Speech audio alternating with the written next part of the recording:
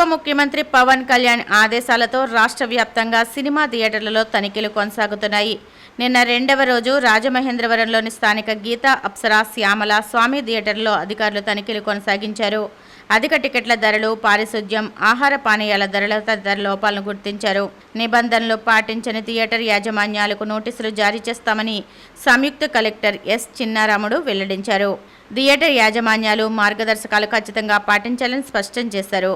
RDO are Krishnanayak, అగ్నిమాపక అధికారి K Srinivas, food inspector V Rukkaiah, urban tahsildar PH Paparao, sanitary inspector K Annavaram, విద్యుత్, police అధికారులు, సిబ్బంది ఈ తనిఖీల్లో పాల్గొన్నారు.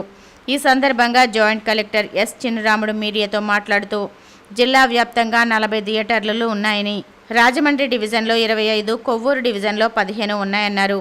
థియేటర్లలో ఆహార పానీయాల ధరలపై నియంత్రణ ఉండాలని, టికెట్ల ధర పెంపు కావాలంటే ప్రభుత్వం నిర్దేశించిన మార్గనిర్దేశాలను అనుసరించి మాత్రమే ఆ మేరకు అనుమతులు ఇవ్వడం జరుగుతుందని పేర్కొన్నారు. ఎండీఏ వాహనాలను రద్దు చేస్తూ రేషన్ దుకాణాల ద్వారానే రేషన్ పంపిణీ చేయాలన్న కూటమి ప్రభుత్వం నిర్ణయం తీసుకోవడం పట్ల రేషన్ షాపు డీలర్లు హర్షం వ్యక్తం చేశారు. నిన్న ఏపీ పర్యాటక సాంస్కృతిక మంత్రి కందుల దుర్గేష్ను నిడదవోలు క్యాంపు కార్యాలయంలో కలిసి కృతజ్ఞతలు తెలిపారు. ప్రపంచ ఆర్థిక వ్యవస్థను కుదేలు చేస్తున్న ప్రతీకార సుంకాల అంశంలో అమెరికా అధ్యక్షుడు డొనాల్డ్ ట్రంప్నకు ఎదురు దెబ్బ తగిలింది.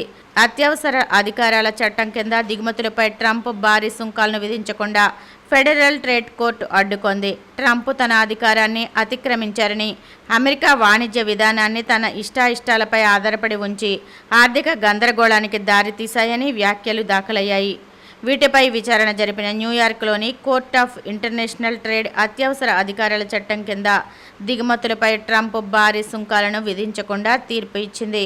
అత్యవసర పరిస్థితుల్లో మాత్రమే ఈ చట్టం కింద ప్రపంచ దేశాలపై ఆర్థిక ఆంక్షలు విధించే అవకాశం అధ్యక్షుడికి ఉంటుందని ఫెడరల్ కోర్టు తేల్చి చెప్పింది.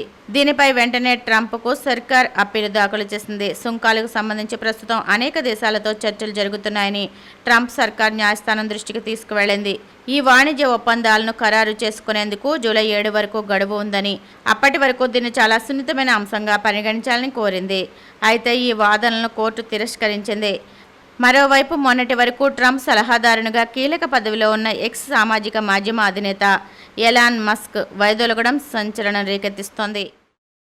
తెలంగాణ ప్రభుత్వ గద్దర్ ఫిల్మ్ అవార్డుల విజేతలను జ్యూరీ చైర్పర్సన్ జయసుధ ఈరోజు ప్రకటించారు. ఉత్తమ నటుడిగా అల్లు అర్జున్, నటిగా నివేదా థామస్ ఎంపిక కాగా ఉత్తమ చిత్రంగా కల్కి నిలిచింది. పుష్ప 1లో నటనకు గాను అల్లు అర్జున్, 35 ఇది చిన్న కథ కాదు చిత్రానికి గాను ఉత్తమ నటిగా నివేదా థామస్ ఎంపికయ్యారు. కల్కి దర్శకుడు నాగ అశ్విన్ ఉత్తమ దర్శకునిగా, సరిపోదా శనివారం చిత్రానికి గాను ఎస్.జె. సూర్య ఉత్తమ సహాయ నటుడిగా, అంబాజీపేట మ్యారేజ్ బ్రాండ్ చిత్రంలో నటించిన శరణ్య ప్రదీప్ ఉత్తమ సహాయ నటిగా ఎంపికయ్యారు. అంబాజీపేట మ్యారేజ్ బ్రాండ్ ఉత్తమ సంగీత దర్శకునిగా, బీమ్స్ ఉత్తమ నేపథ్య నాయకుడిగా, సిద్ శ్రీరామ్ ఉత్తమ నేపథ్య గాయనిగా, శ్రేయా ఘోషల్ ఉత్తమ గేయ రచయితగా చంద్రబోసు ఎంపికయ్యారు. రేపు, ఎల్లుండి ఉభయ తెలుగు రాష్ట్రాల భారీ వర్షాలు కురిసే అవకాశాలు ఉన్నాయని వాతావరణ శాఖ ప్రకటించింది. బంగాళాఖాతంలో బలపడిన అల్పపీడనం చురుగ్గా కదులుతున్న నైరుతి రుతుపవనాల ప్రభావంతో శుక్ర, శనివారాల్లో కోస్తాంధ్రలో భారీ వర్షాలతో పాటు ఈదురుగాలులు వీచే అవకాశం ఉందని ఎల్లో అలర్ట్ జారీ చేసింది.